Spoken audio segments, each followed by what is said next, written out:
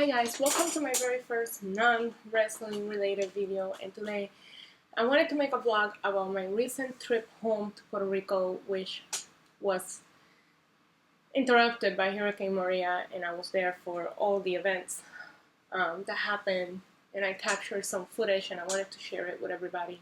I kind of putting the footage together. I put some captions so you guys know what you're looking at. But just to give you a little bit of background, I wanted to go home because I was homesick. I see my parents often, so my parents are still in Puerto Rico. This time I kind of wanted to go home. So it was the first time in over 10 years that I have planned a trip to just go home, sightsee, be a tourist, see the family. The original plans were day one, my mom was going to throw a quick family reunion and I was going to see everybody. Day two, we're going to go to Culebra. Day three, I don't even know where we're going, and then my dad will come pick me up, and my dad and I were going to go to Guancha and Old San Juan until Friday came, and I will return home. Obviously, that is not what took place, and it was a very, very rough 2 weeks in Puerto Rico, and there was a lot of things that I saw that just broke my heart. So I wanted to put together just some of the footage that I was able to capture. I did not capture as much footage as I would have liked because the no power situation, we weren't able to charge our phones. But I did get a few things and I wanted to share them with everybody just so you could get an idea of the level of devastation that Puerto Rico suffered. I ended up having to stay an extra 7 days, and I wasn't able to even communicate with anybody for 3 days after the hurricane. I wasn't able to find out if my father was okay until 6 days after the hurricane. So it was very challenging, the situation there, and it still is. So here it is, some of my homecoming vlog. It's not the vlog that I expected to put together for this trip, but I feel the need to share it with everybody because it was yeah. So here it is. So day one went as planned. The hurricane was still far away. I believe it was just at Category 1, and this was just on Sunday. I went home, spent some time with my family, saw my parents, and a lot of my cousins and uncles on my mom's side of the family came together, and it was actually quite a very, very nice day with the family.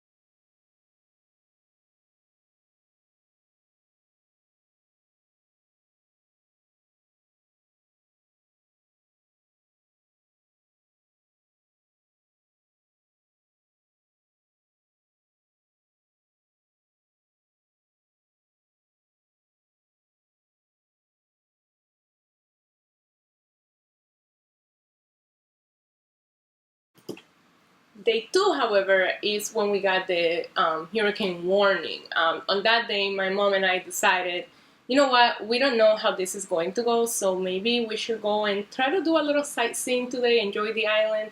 My mom actually made the comment, we don't know if we'll see it like this again for a while, so let's just go and explore. We went to Old San Juan, we went to Morro, we went to Condado, we had a nice lunch with an ocean, an oceanfront view.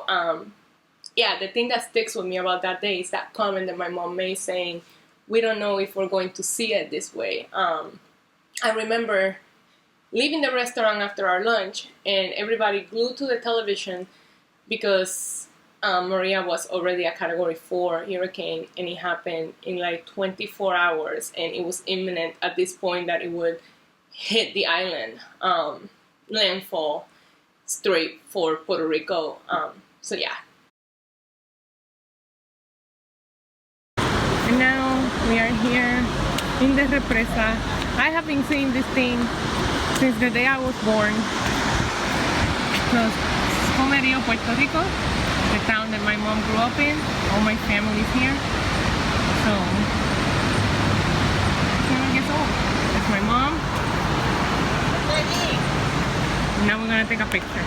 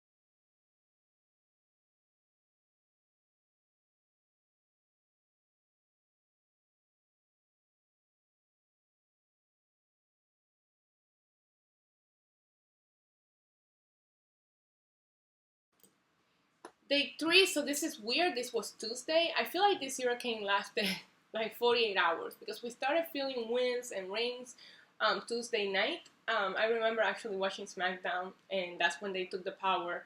I had already spoken to my dad on Tuesday evening, and he already had no power. But on Tuesday, my mom obviously went and got everything that we would need to just make it through the next few days. And we decided to stay home because the weather was a little bit, and that's when I started trying to capture everything that I could in some of the videos that you're going to see now.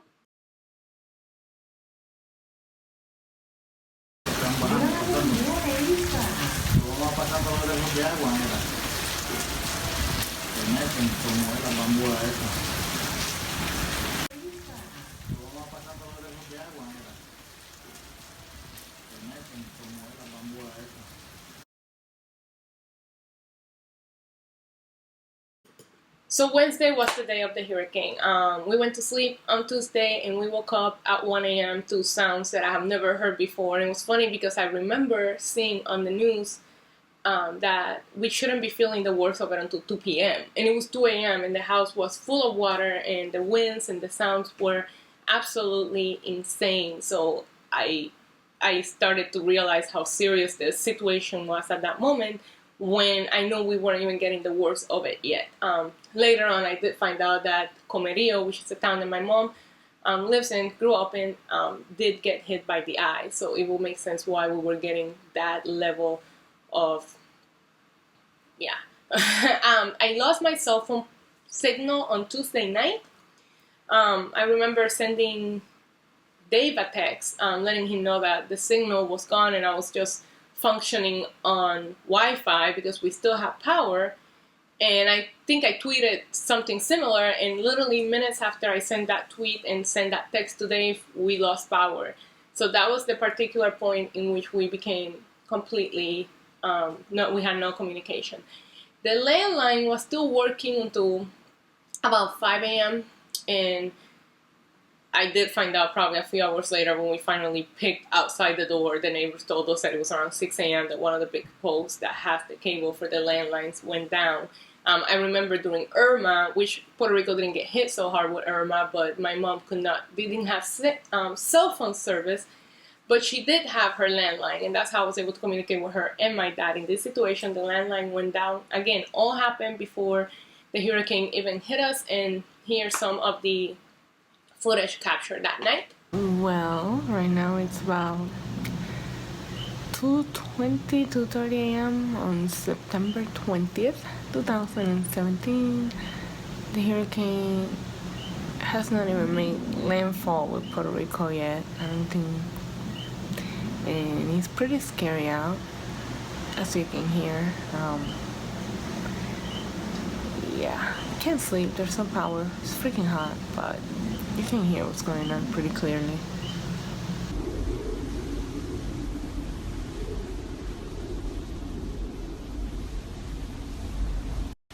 Right now it's about 5 a.m. We woke up to a pool in the house, water everywhere on the floor. I mean, we're safe, but the water is getting in through the windows. The winds are insane. And it's not even the worst of it yet.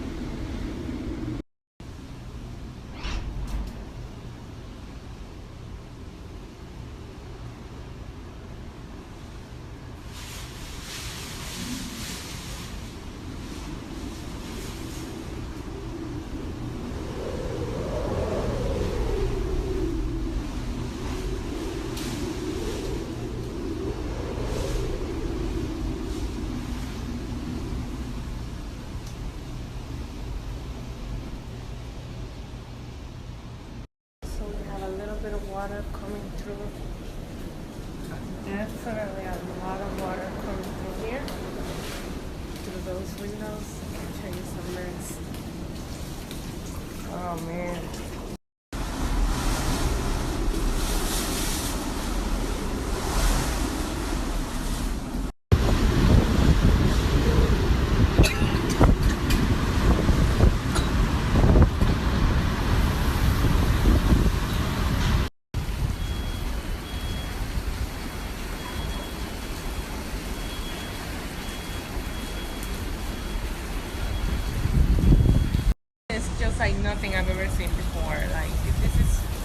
insane.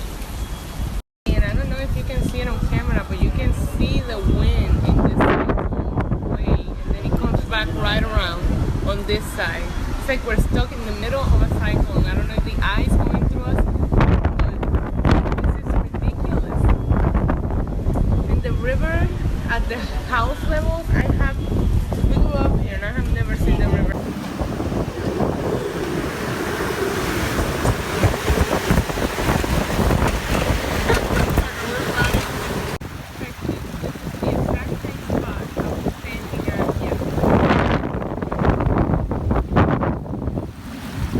Around like, I don't know, 2 a.m.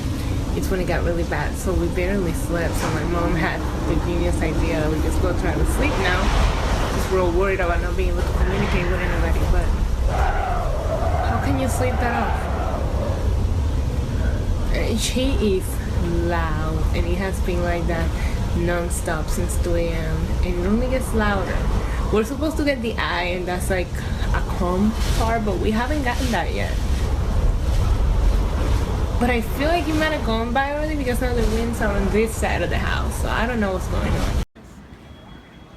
The entire town is covered by the river.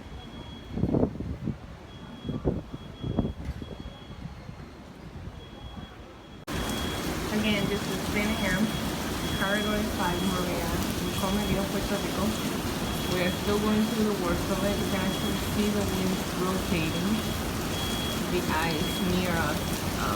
You can actually see the river down there at the same level as the home. Some scary stuff going on. We have no dial tone, we have no signal in our home, no power, we don't have water. You can see the damage trees have taken to pressure, not all knocked down. On the other side, you can see all the power lines hanging, phone lines. But that is, to me, that is the most shocking. It's just the river to be right there. When I was really taking pictures of this yesterday, the river obviously does not belong in the same level as the home. Yeah. It is now 10 p.m. on Wednesday 20th. And we still don't know what's going on. You can see it's pitch dark because there's no power, and I'm trying to shine a light, a flashlight, but there is no power. We are completely cut off, no phone lines, no signals. And as you can hear, the wind and rain are still here. So we don't know if it's past us. We tried to go listen in the car, but the mayor was talking about the streets and things, but they haven't sent out anybody yet because the conditions are still too dangerous, as you can probably hear. But we're alive. I just wish I could call somebody to tell them that we're alive.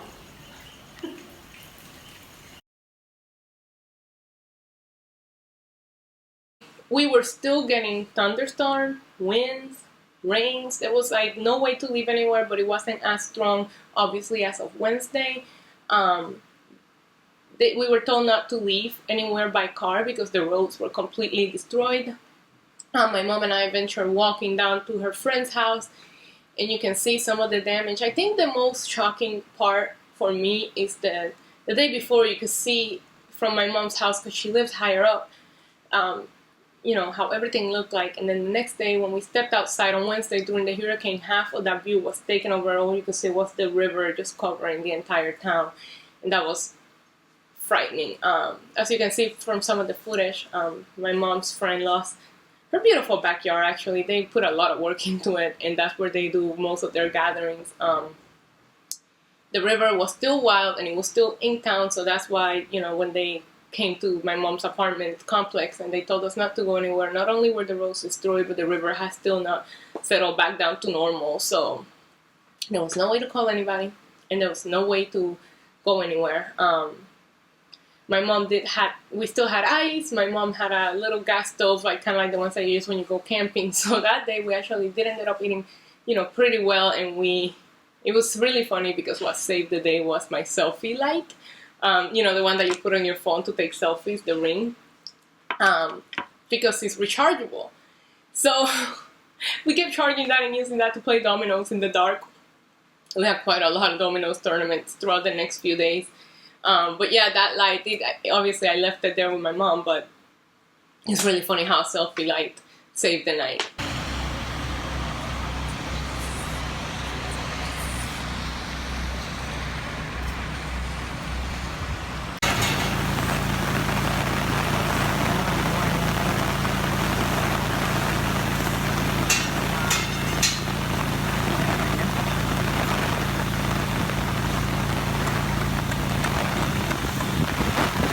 Aguacate de país. Ave María, bendito. Ella está tomando fotos porque ella va a hacer un... Mira. Yo pensaba en tus matas, que yo tantas matas, Dios mío. Pues yo muchas, las matas también. Voy a seguir hasta ahí para que veas. It's the reason why we have no communication. Now, this is the river that was all the way up here yesterday.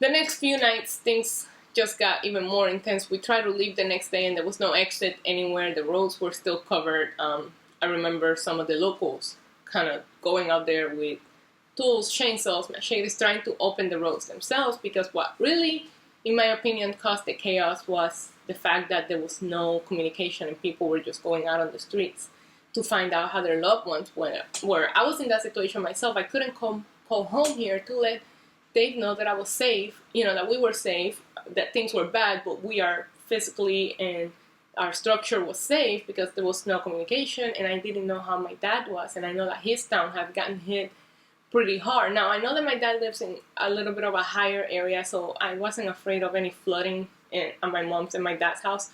Funny enough, because we ended up getting a lot of water. We literally spent hours getting water out of the house, and my mom lives up. But you still worry. My dad has a lot of trees around his house and a lot of light posts, so I couldn't talk to him.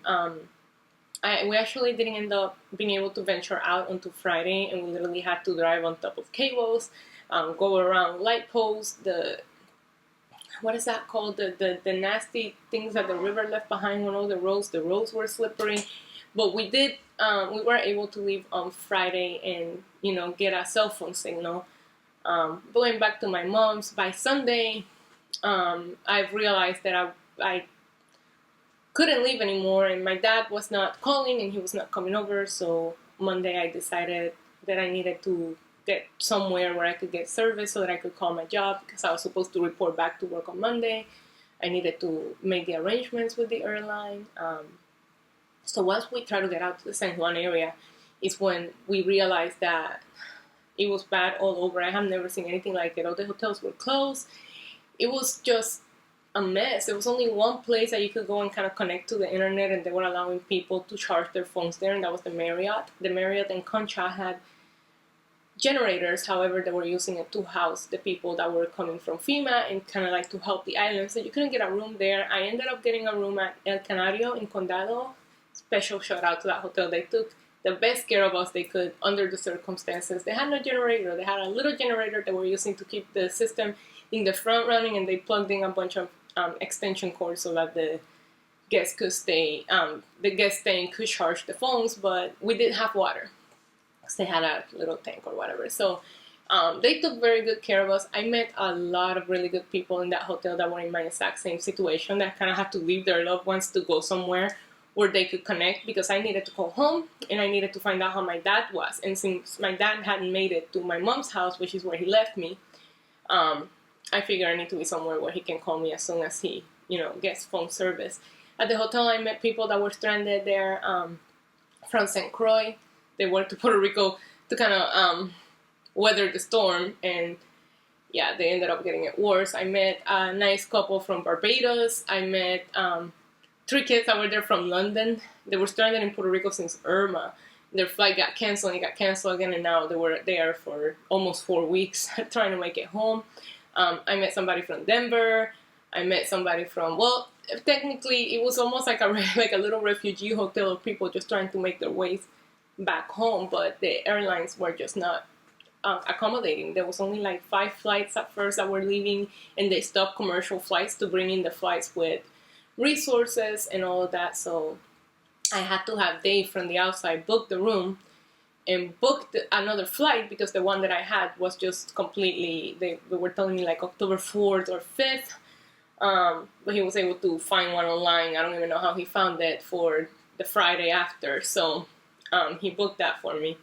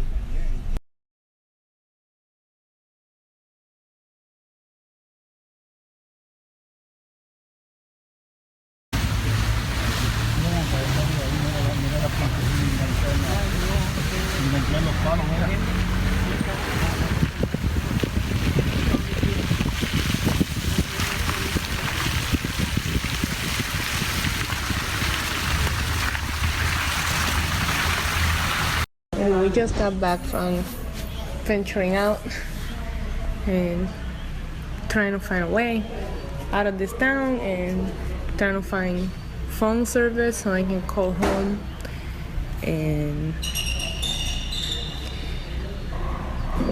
I can't even put into words what I saw. It's just total destruction, and now it's just so much beyond calling home. It's just, this is a mess. It's bad, and I can see why everybody's not, there's no communication up at all. The radio people were talking about how they can't communicate, so I don't know if my dad's okay. I just hope he doesn't try to drive over here.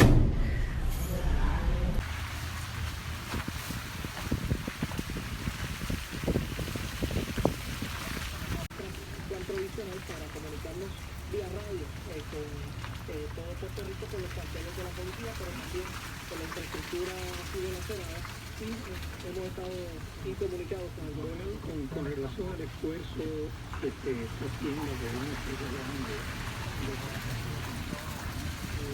usted dijo en un momento en su vida que había antes se le otorgaba fondos adicionales para la reparación de su hogar y amerita una reparación, pero como se ha estado hablando anteriormente y el gobernador menciona, tenemos unos programas también que podemos activar. En el huracán George lo hicimos, se construyeron sobre 1.500 casas. Eso me lo preguntó José Ángel Colbert, sí, periodista también, que vive allí. Eso puede pasar otra vez. Mira, lo que ha pasado, ¿verdad? Porque nosotros hicimos una especie de mitigación, donde estaban bajando poco a poco, mejorar los niveles de agua, inclusive. Well, I was able to talk to Dave today, let him know that I'm safe. We had to drive for 3 hours to find a spot that had service, and it was so spotty I lost him like 3 times. I still don't know if my dad's okay. I still don't know when I'll make it home. Everything, the more that we drive, the more that I see how bad this really was. But I called home and I let him know that I'm safe, so I hope my dad's okay. And I hope he tells my sister that my mom and I are okay. It's just heartbreaking. There's so many people lost everything. The town here is just not even a town anymore. The river destroyed everything. The roads. There's no way to make it to the airport. There's no way to make it anywhere.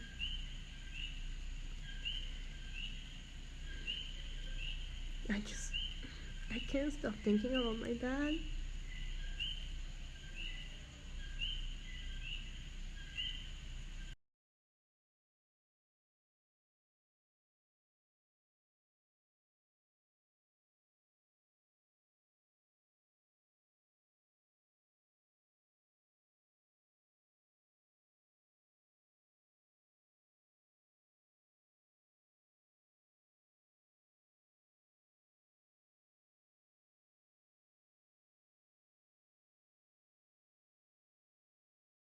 The good news is we found water, but we have to carry it. That's the way we are.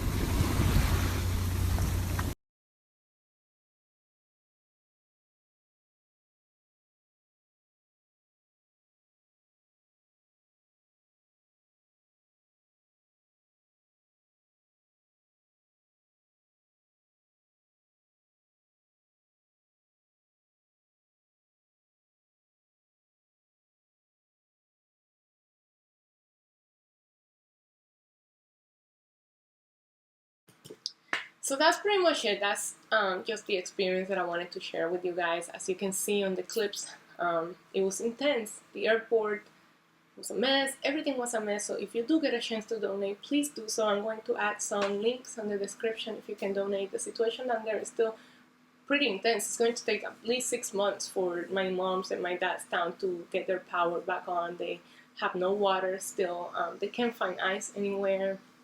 And they can't even buy a generator if they wanted to because they're nowhere to be found.